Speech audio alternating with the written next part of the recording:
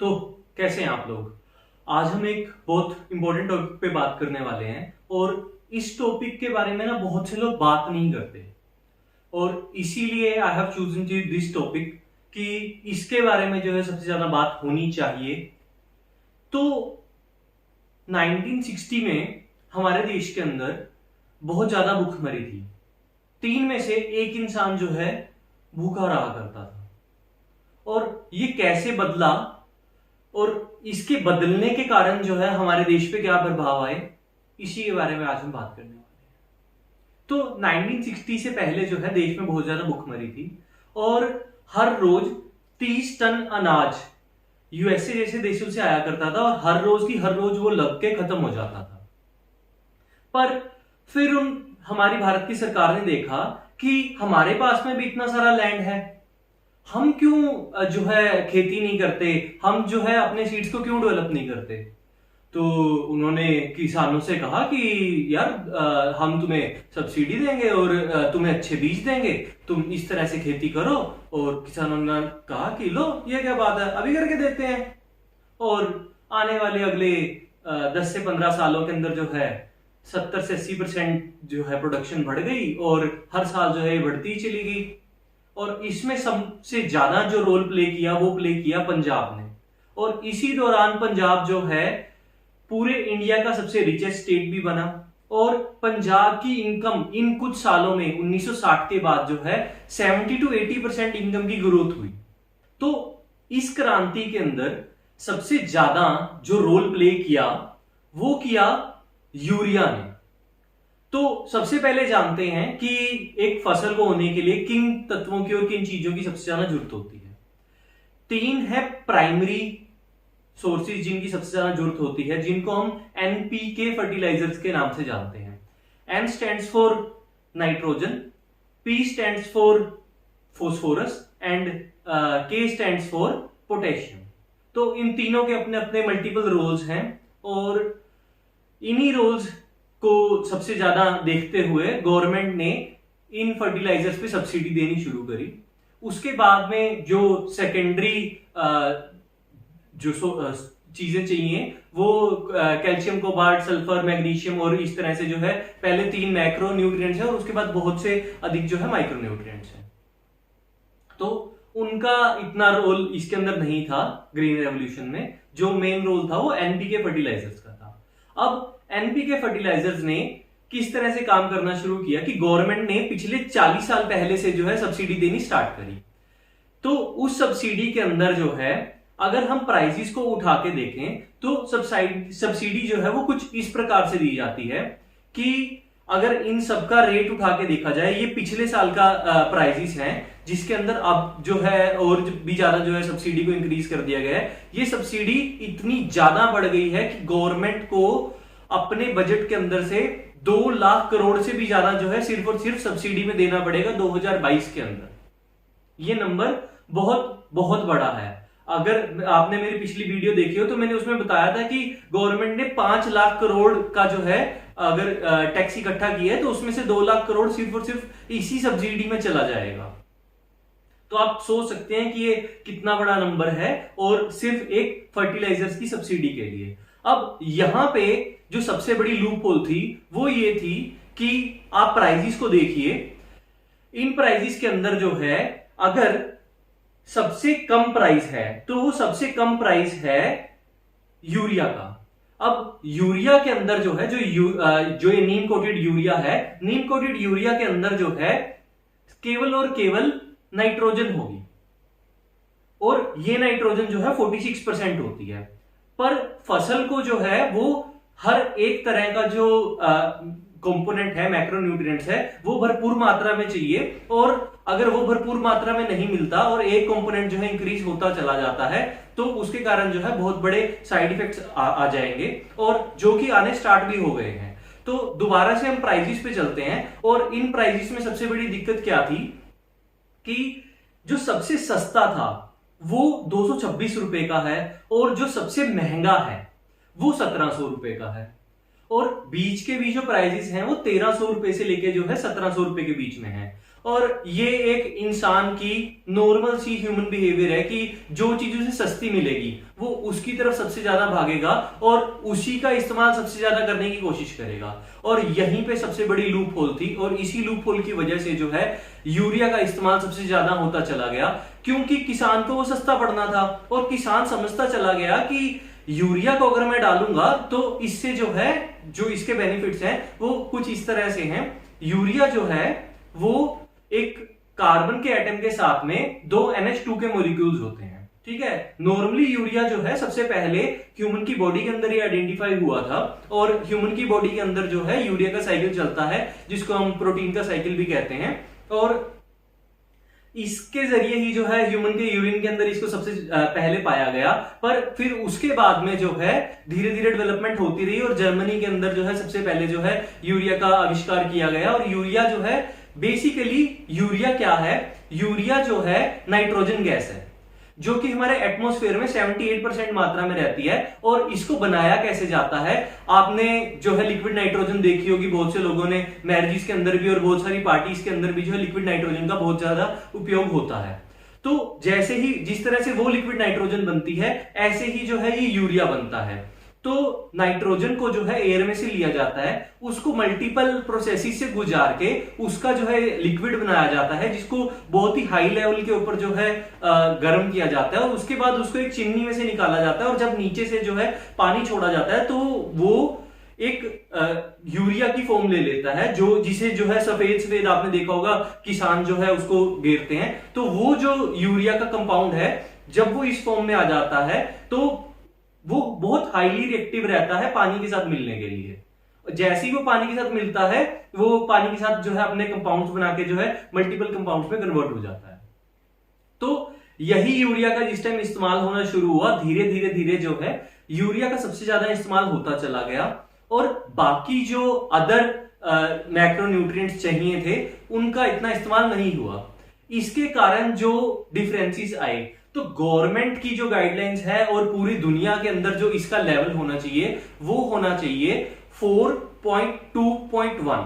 NPK का level जो है 4.2.1 होना चाहिए, ये नॉर्मल लेवल है। और सबसे ज्यादा जो हाईएस्ट लेवल इसका पाया गया वो पाया गया इंडिया के अंदर पंजाब में 33.7 नाइट्रोजन का लेवल, 8 फॉस्फोरस का लेवल और 1 पोटेशियम का लेवल। और सबसे कम जो पाया गया वो पाया गया केरला के अंदर 1.3.0.7 और उसके बाद में पोटेशियम का जो है फिर से 1। केरला के अंदर जो है इसका नंबर जो है सबसे कम पाया गया। तो ये जो है नाइट्रोजन, फॉस्फोरस और पोटेशियम ये काम किस तरह से करते हैं, ये काम इस तरह से करते हैं कि जो नाइट्रोजन है वो ग्रीन जो लीव्स है उसको इंक्रीज करता है। उसके अंदर अगर ग्रीन लीव्स इंक्रीज होंगे तो उसके अंदर क्लोरोफिल का लेवल इंक्रीज होगा, क्लोरोफिल का लेवल इंक्रीज होगा तो उसके कारण जो है पेड़ एकदम से और ज्यादा ग्रो करेगा क्योंकि उसके पास में अपना सरफेस एरिया इंक्रीज हो रहा है। अब उसको एक जो बेसिक फ्यूल चाहिए वो बेसिक फ्यूल जो है आप ये समझ सकते हैं कि जैसे बॉडी बिल्डर अपनी बॉडी बनाता है वो अपने शरीर को बड़ा करता है और इस तरह से जो है आप ये समझिए कि पेड़ों को एक तरह का स्टीरॉयड दे दिया गया। वो स्टीरॉयड जो है in the form of chlorophyll लगा और धीरे धीरे जो है वो पेड़ और ज्यादा बड़े होते चले गए। वो जैसे ही बड़े हुए तो उन्होंने जो है ऑब्वियस ही बात है कि अगर वो बड़ा होएगा तो उसका फ्रूट भी और बाकी सब चीजें भी जो है और ज्यादा आएंगी। तो इसी कारण से जो है सबसे तेजी से जो है इंक्रीज होता चला गया। और 1960 से लेकर अगर आज के टाइम में देखा जाए तो जो फसल उगा करती थी उसके अंदर 500 गुना का जो है फर्क आ गया, 500% की ग्रोथ हुई है और इतनी तेजी से जो है प्रोडक्शन जो है इंक्रीज होता चला गया और फसल जो है और ज्यादा बनती चली गई। और इसके कारण जहां पे एक बहुत ज्यादा भुखमरी थी, आज हम दुनिया के अंदर जो है दुगना फूड प्रोड्यूस करते हैं जितना की आवश्यक है हर साल में पूरी की पूरी पॉपुलेशन के लिए, हम उसे दुगना प्रोड्यूस करते हैं। और सिर्फ वेस्टेज के कारण जो है आप आज भी देख सकते हैं कितने सारे जो है अफ्रीका के और कितने सारे ही देशों के अंदर जो है हंगर। मैं इंडिया का आपको दिखाता हूं कि इंडिया के अंदर आज भी इंडिया जो है वो किस नंबर पे लाई करता है और 2002 के अंदर वो किस नंबर पे लाई करता था। तो ऐसे ही जो है फोस्फोरस और पोटेशियम जो है, फोस्फोरस जो है वो सीड को और फ्रूट को ग्रोथ के अंदर मदद करता है और स्टेम को ग्रोथ के अंदर मदद करता है, और पोटेशियम भी जो है इसी तरह से फ्लावर के अंदर और स्टेम के अंदर जो है मदद करता है। एंड इसके बाद में जो है अब हम इस बात पे आते हैं कि ये नाइट्रोजन जो है, नाइट्रोजन का सबसे ज्यादा इस्तेमाल होना शुरू हुआ। तो नाइट्रोजन जो है वैसे इसको देने का जो सही तरीका है वो ये है कि इसको सीधा पेड़ की जड़ में नहीं दिया जाता, पर आप जो है नॉर्मली देखते होंगे कि किसान इसको हाथ में लेता है और इस तरह से फेंकता हुआ चला जाता है। इस तरह से फेंकने के कारण बहुत सी जगहों पे ये जो है मतलब पेड़ों के आसपास या पेड़ों के ऊपर भी जो है और फसल के ऊपर भी गिरती है, और जैसे ही बारिश होती है या कुछ भी होता है तो उसके अंदर ये पानी के साथ रिएक्ट करके और जो है इधर उधर बह जाती है या इवेपोरेट हो जाती है, दोबारा से जो है ऑक्सीजन के अपना एटमॉस्फेयर के अंदर चली जाती है। रियलिटी के अंदर सिर्फ और सिर्फ 20% नाइट्रोजन जो यूरिया के जरिए दी जाती है, सिर्फ उसका जो है प्लांट सही तरीके से इस्तेमाल कर सकते हैं। जो सही तरीका होता है वो ये होता है कि जो पेड़ है, पेड़ की जड़ से कुछ दूरी के अंदर जो है एक छोटा सा गड्ढा बना के वहां पे जो है इसको डाला जाए, और उसके बाद में जब पानी आएगा तो वहां पे भी इतनी मात्रा में डाला जाए जितनी की आवश्यक है, और उससे पहले जो है टेस्ट करके देखा जाता है, जो कि इंडिया के अंदर जो है बहुत कम जगहों पे होता है, और अभी जो है थोड़ा इंक्रीज है इसके अंदर, बट इतना इंक्रीज नहीं है फिर भी। और पहले जो है वो टेस्ट करके देखेंगे कि इसके अंदर कौन सा मैक्रो या माइक्रो न्यूट्रिएंट्स कम है, और उसके बेसिस के ऊपर आपको सल्फर ऐड करनी है, आपको पोटेशियम ऐड करनी है, आपको कौन सा कंपोनेंट इसमें ऐड करना है उसी को ऐड करने की सलाह दी जाएगी। बट सब्सिडी होने की वजह से जो है सबसे ज्यादा जो है नाइट्रोजन का इस्तेमाल होता चला गया, और नाइट्रोजन का इस्तेमाल जो है इस कदर तक बढ़ता चला गया कि जो रेशियोज थे वो आपने देखे ही है कि वो रेशियोज किस तरह से जो है चेंज हो गए। अब अगर एक चीज का लेवल इंक्रीज होता चला जाएगा तो उसकी टॉक्सिसिटी होती चली जाएगी, और जो बाकी प्रोडक्ट्स हैं, जो बाकी मैक्रोन्यूट्रिएंट्स हैं, उनका लेवल डाउन होता चला जाएगा। एंड इसके बाद में जो यूरिया है ये काम किस तरह से करता है, तो यूरिया जो है वो एक कंपाउंड होता है जिसके अंदर कार्बन और ऑक्सीजन के एटम के साथ में जो है दो NH2 मॉलिक्यूल जो है जुड़े होते हैं। अब ये जो यूरिया कंपाउंड है, ये यूरिया कंपाउंड जो है अपने आप को कन्वर्ट करता है अमोनिया के अंदर। अमोनिया जो है वो एक बहुत ही हाईली अनस्टेबल जो है एलिमेंट होता है, जिसको हम NH3 के नाम से जानते हैं, और अमोनिया जो है हमारी बॉडी में भी पाया जाता है, पर इसके बारे में हम बाद में बात करेंगे। और मैं एक छोटा सा हिंट देता हूं, बॉडी बिल्डर्स के अंदर ये जो है सबसे ज्यादा पाया जाता है, और पाया जाता है वे प्रोटीन खाने के कारण, जो वो इतने हाई प्रोटीन की डाइट को लेते हैं उसके कारण पाया जाता है। और इसका सिर्फ एक ही सबसे मात्र साइड इफेक्ट होता है, और वो होता है ब्रेन की हर्निएशन। एंड इसके बाद में जो ये NH3 होता है ये बहुत ही अनस्टेबल वो होता है, जिसके अंदर की 3 हाइड्रोजन के एटम एक नाइट्रोजन के एटम से जो है जुड़े होते हैं। अब इनको जो है अपने आप को एक हाइड्रोलाइसिस के प्रोसेस के अंदर जाके, जिसमें एक हाइड्रोजन का एटम और आके जुड़ जाता है, और अब ये जो है चारों बॉन्ड पूरे हो जाते हैं। चारों बॉन्ड पूरे होने के कारण जो है जो नाइट्रोजन का एक एटम है उसको चारों तरफ से बॉन्ड मिल गए, और वो जो है अमोनियम बन जाता है, जिसके कारण जो है वो स्टेबल हो जाता है। अब ये जो अमोनियम है, ये अमोनियम जो नेचुरली वहां पे ऑर्गेनिज्म भी रह रहे हैं, वो ऑक्सीजन से जो नाइट्रोजन को ले रहे हैं वो भी प्रोड्यूस करते हैं। ऐसा नहीं है कि जो अमोनियम है वो यूरिया से ही जा रहा है। अमोनियम जो है, जो वहां पे रहने वाले ऑर्गेनिजम्स हैं, वहां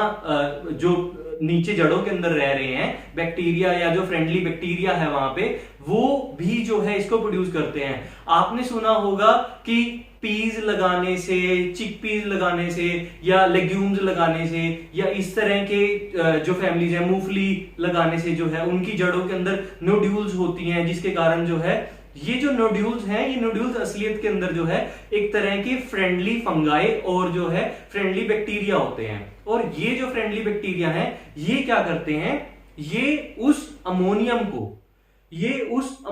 को जो है उसके बाद में कन्वर्ट करते हैं नाइट्राइट के अंदर, जिसको हम NO2 के नाम से जानते हैं। इसमें क्या होता है, 2 ऑक्सीजन के एटम होते हैं नाइट्रोजन के साथ में जुड़े हुए। अब ये भी जो है एक हाईली अनस्टेबल फॉर्म होती है, और इसके अंदर फिर से जो है ऑक्सीडेशन प्रोसेस होता है, वो एक और ऑक्सीजन के एटम को लेता है, और ऑक्सीजन के एटम को लेने के बाद में वो अपने आप को जो है NO3 बना लेता है। और ये जो NO3 है, जिसको हम जो है नाइट्रेट बोलते हैं, ये नाइट्रेट जो है इसको पेड़ ले लेते हैं अपनी जड़ों के जरिए, और इसको जो है